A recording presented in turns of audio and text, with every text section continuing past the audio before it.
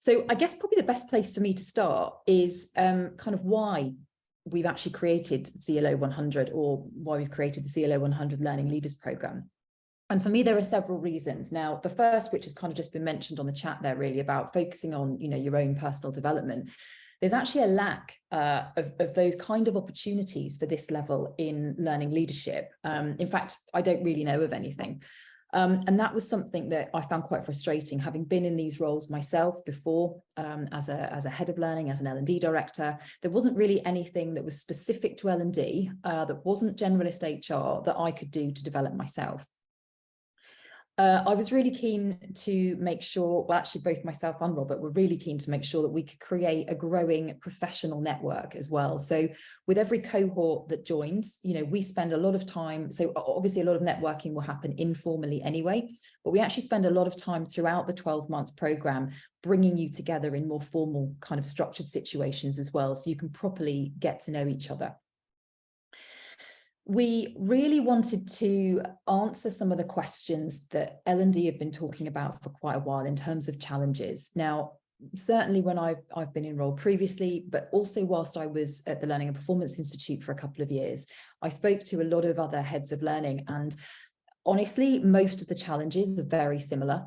And I just wanted to make sure that we had something that could kind of be useful and be practical. So it wasn't just relying on theory or academic structure, but actually gave people something practical and tangible so that they could go back to their organisation and make a real change. We obviously want to create a really safe space as well. Anybody that's in this role will know that it can be quite a lonely role as a head of learning, particularly in a massive corporate. And I think you sort of sometimes feel the need to know everything. And it's very difficult to kind of look up and go, actually, do you know what? I don't know the answer to that. And so to have a kind of a network of peers and a safe space where you can talk to people, you can share your challenges, and you can actually ask for help. That was something that was really important to us. And lastly, I guess, I'm really, really personally very keen to professionalize this role. The role of learning and development sometimes sort of gets overshadowed by HR generally, and there's not enough representation of L&D at the senior level. So we wanted to start to change that with this programme, and also with the partnership with Leeds University Business School, so that we're able to actually give some recognition to people that have been through the programme. So hopefully that just gives you a little bit of background in terms of, why we've done what we've done and why we've created it. Just before I go into talking about kind of some of the programme elements in a little more detail, can you just share with me the kind of changes that you're seeing in learning and development in your organisations at the moment? So what changes in learning have you noticed? And again, feel free to just pop that in chat if you'd rather. I'm always going to say this is a great question, obviously, Kathy, but I think especially at the moment with so much flux since COVID-19, obviously, has been a challenge. But also, I think what we're seeing at the moment as a really good example is all the AI conversation going on and how that's changing everything from onboarding to our jobs going to be existing in the future and all sorts of different things. So there's kind of some interesting stuff going on there, but definitely interested to see what people are going to say with regards to this, because, as we found out earlier on, the people that we've got here today are very much in senior leadership levels already. So I think this is going to be an interesting kind of response.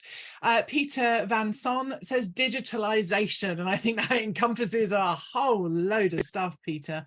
And in the previous question of kind of what is it you want out of this, or why are you here, Peter had said about benchmarking or building a best-in-class learning organisation, and I think that encompasses digitalization really importantly.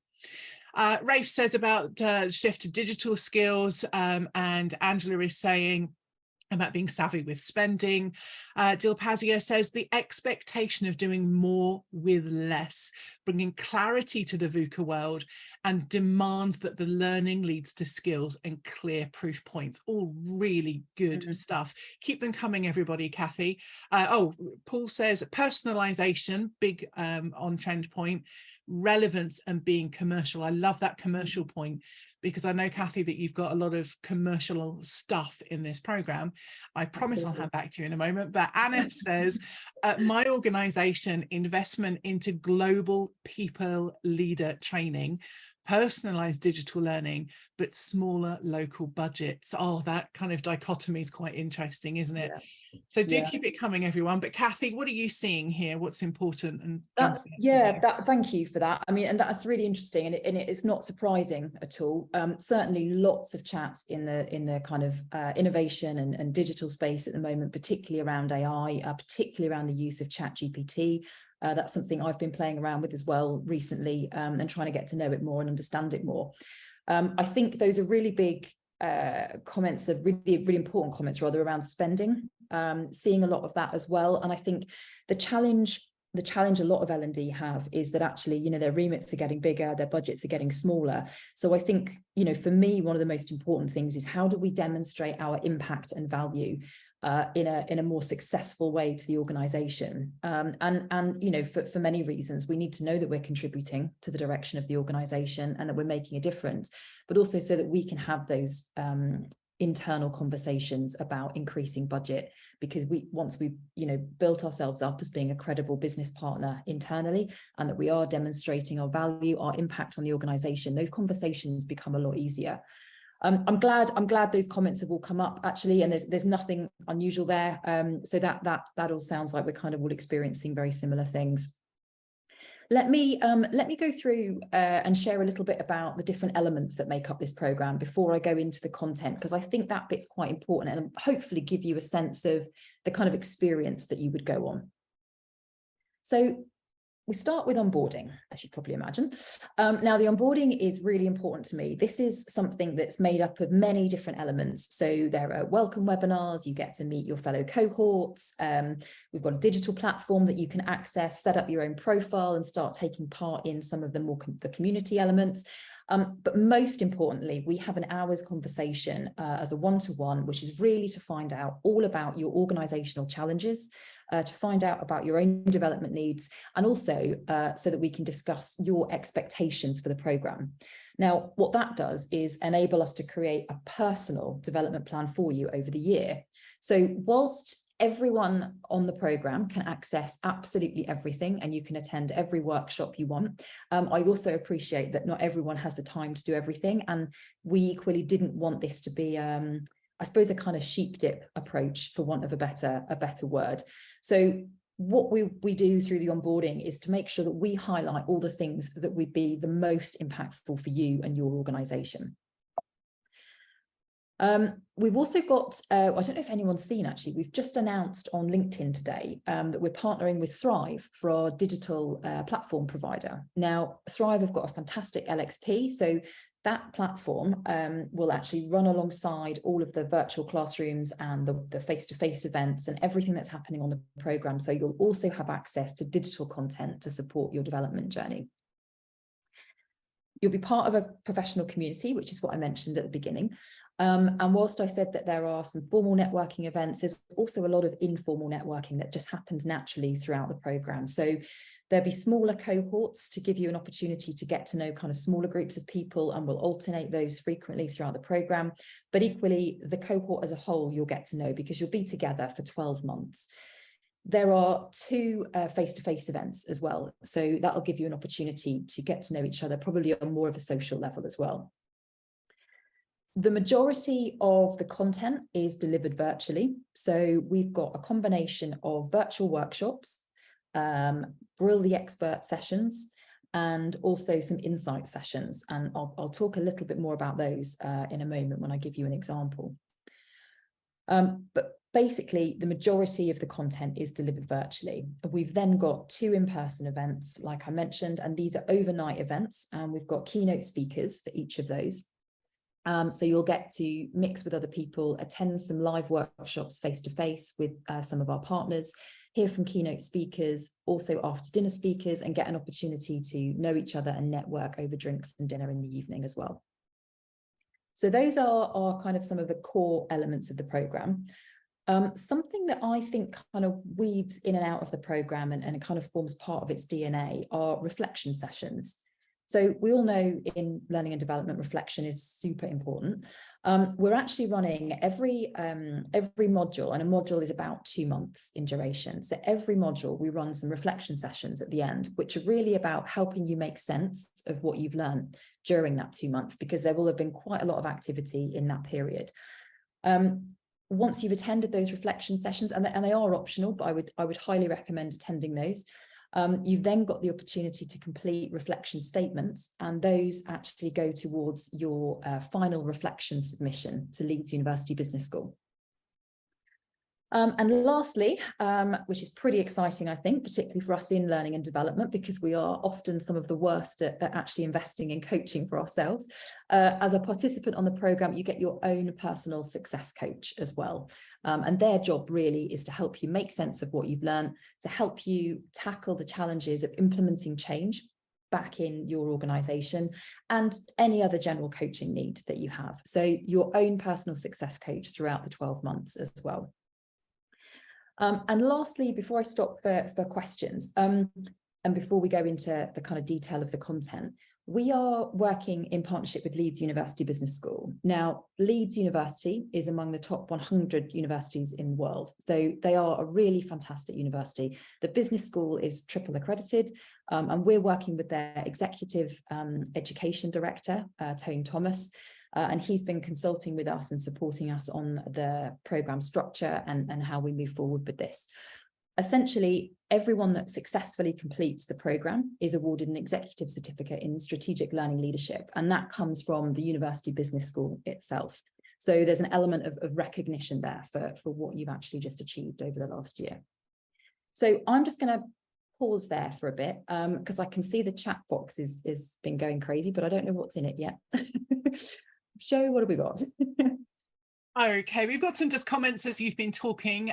We've got people saying things like, I like the hour conversation during that onboarding because it personalizes the approach, which I think is good. It's a different personalization from the kind of AI, here's all the videos that relate to your kind of content. It's a different kind of very personal personalization in that sense. Also, like in a mixture of virtual in person, and virtual is easier to get to, which is kind of, well, you know, we're virtual today. And Rafe says, oh, I'm not good at reflections. So maybe Rafe, it's your opportunity to improve. I'm with Rafe. I'm just like, if I have to do it, I hate doing it, but I know it's better for me. So I do appreciate that. But we do have a question from Angela. So everybody, please let us know what your questions are, or feel free, you unmute, come on webcam if you want to. But Angela asks or says, I've had some poor coaches in the past, which I'm really sorry to hear, Angela. And do I get to select my own? When you said there was some coaching. Yeah, really good question, actually. And I didn't cover that very well, so apologies, Angela. Yeah, so the idea with the coaching is during the onboarding, we'll get to know you really, really well in that one-to-one that we have. So as well as understanding your business challenges and your development needs, it's also about getting to know your personality, what you value. And then what we'll do is actually match you with one of our executive success coaches on the programme. Now, clearly, if you would rather choose your own coach, that's also an option. But because we know the coaches really well, and hopefully we'll get to know you well, we should be able to allocate you with the right coach. I really like that. And Rafe asks a really quick question, obviously related to the reflections. I'm thinking, Rafe, do we automatically get the certificate for attending the programme? Obviously, that's the Leeds University certificate, Kathy. Yeah, so it's not automatic for attending the programme. Essentially, there are certain elements throughout. So when you attend a workshop or an insight session or a Grill the Expert session, typically more around the workshops actually, then you'll also be given some suggested activities to try back in the workplace so that you can actually start to try things out. Now, you don't have to do all of these, but we would recommend that actually anything that is suggested by your facilitator is there to help you to make a change, and your coach can support you in that as well. What I would say is that we definitely look for the regular reflection statements to be submitted, but those are really at the end of every 2-month period. So it's nothing too onerous. I like that. It's not like writing an assignment like we used to do at university or thesis or anything, is it? Far more practical. Yes, having marked lots of those. I'm very glad that that's not part of the programme. And Rafe actually says fair enough, which I think is good. Thank you, Rafe. Paul asks a really good question. I really like the elements of the programme. Thank you, Paul. How do you validate your learning or progress? Is that part of that reflection piece as well, Kathy? That's a brilliant question, and actually it's kind of multifaceted actually. So the reflection session's definitely a part of that. I think you'll have your own progress check with your success coach as well, as part of the initial onboarding, where we understand what you want to achieve by the end of the program. That's something we'll be checking in with you on a quarterly basis as well, to keep track and make sure you're learning what you want to learn, make sure you're having the impact you want to have in your organisation. We're also partnering with an organisation some of you may have heard of called Elephants Don't Forget. And essentially this is a digital tool. It's actually using artificial intelligence, but you'll essentially be prompted and reminded about certain things. So that will kind of keep you on track as well. And you'll be using data from that. I think lastly, the thing to say is one of our partners are the Kirkpatrick partners. So Jim Kirkpatrick is actually part of this program, and he's also at the moment in the process of helping us, sort of look at how we can best evaluate, our impact and value for all of our delegates. Thank you, because I think that's a really interesting topic for everyone attending as well. So actually kind of feeling it for themselves, and then how do you kind of then apply that to your own programs and organisations? It's almost what this programme is all about. So it's a really good question there, Paul. Thank you. And Anna says, what are the recommended hours we should spend on the programme, for example, outside of attending the sessions? Oh, interesting. Outside of attending the sessions, it's really up to you, and I'd actually say it really depends on what your current challenge is in the organisation. So we actually cover 6 core topics over 12 months, which I'll go into in just a second. So it's roughly spending 2 months on each topic. Now, it might well be that one of those topics actually you feel you're pretty good at as an organisation. And really this is you're kind of sharpening your existing knowledge, and you're still learning stuff, but actually it's not a massive thing. On the other hand, it could be a topic like environment and, I don't know, creating a safe space to learn. That's maybe a much bigger thing for you as an organisation, in which case you're probably going to want to spend more time on this outside of those recommended hours. So sorry, Anna, it's actually quite tricky for me to say at the moment. I think it depends on the organisation, current challenges, and I guess, what you're hoping ultimately to achieve from each particular module. I think I'd say in session though, just worth noting, it probably averages out around 2 hours a week of the kind of, in program content that you're attending. I think that's a really great point, because some people will be able to apply something and go, that's a really big need in my organisation. Let me go and do a whole project on that. And as you say, other times it'd be like, we're good on that. I'm good on that. Spend time elsewhere. And Rafe says, I like research and end up going down rabbit holes. So I imagine I'll get into it, but adds kind of where I can, which I think is a really important point. There's a lot of flexibility, I think, in this programme. So speaking of the programme, Kathy, can you tell us a bit more about the contents? Yeah, sure, I will do. Thanks for the questions, everyone. So let's move on to what we actually cover in the program. Well, I'll tell you what, actually, let's go through contributors first, just to give you an idea. And some of you may already have seen some of these people that we've promoted online or via email, so you might already be aware. In fact, some of them might be the reason you've attended the webinar today. We've got some contributors. We've got a lot more than this, but I'm just pulling a few out. So these are some contributors you may have seen from within learning and development and may already be pretty familiar with. Including Joe, who's obviously on the call today. We've got the likes of Charles Jennings from the 70-20-10 Institute. So you can see there are a number of people within L&D. We've also got a couple of people from the sporting world, so Jeremy Snape and John Amici. And then we've also got people from outside of sports and learning. So these are people in either innovation or comedy. So we're actually publishing these fairly regularly, and probably the best way to keep up actually with different contributors and partners and any announcements that we've got is just to follow the business page. It's not sort of too onerous, but that's then somewhere that you can go and find out who the latest announcements are. So as you can see, loads of fabulous people involved, very different people, all bringing their own expertise to the programme. Before I go into the content in just too much detail, I'm going to just play you a very short video. I think it's about 2 minutes from Charles Jennings, and he's just sharing his views on why he thinks this programme is needed at the moment. I think this program is really important because it gives a framework for learning leaders to be able to extend their thinking, to reflect on what they're doing, to network and share with others. All those 4 key things I've said for years that are really critical for learning, you know, rich and challenging experiences, the opportunity to practice, building strong networks and having great conversations and time to reflect. And that's, you know, that should be built into, and it is built into the program, which I really think is great, which is why I'm happy to be part of it. Absolutely delighted to be part of it. So Charles, along with other contributors, have been really, really helpful in terms of helping us shape the program elements as well. So they're not only just kind of rocking up to, you know, deliver a session on X, Y, or Z. They are actually involved with the bigger kind of structural piece around the program as well. So in terms of the topics, let's get on to the content. So like I said, runs over 12 months, 6 core topics, and we spend roughly 2 on each. So when I refer to a module, I'm referring to like a 2-month chunk. So the first is business alignment, and this is really focusing on how we better strategically align learning and development to the direction and the needs of the organisation.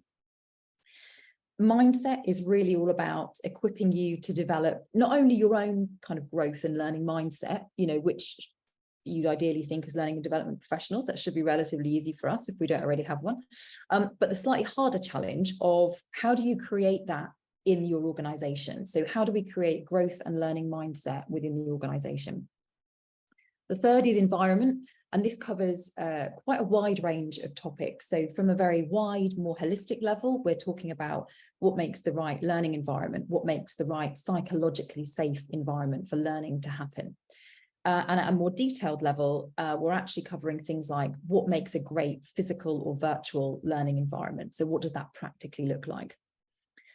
Capability is not only about specific capability needs for learning and development leaders, but also about how you predict capability needs for the organisation. So here we're talking things like looking at mega trends and their impact on society, and therefore the impact on organisations, and how can L&D make sure that we know about these things that are coming, and how can we predict the capability and skill gaps that we might have in the company. The fifth is marketing, one of my favourite topics. So all about marketing learning and to increase user engagement, learner engagement, and actually how do we kind of think more like a marketeer from an L&D perspective.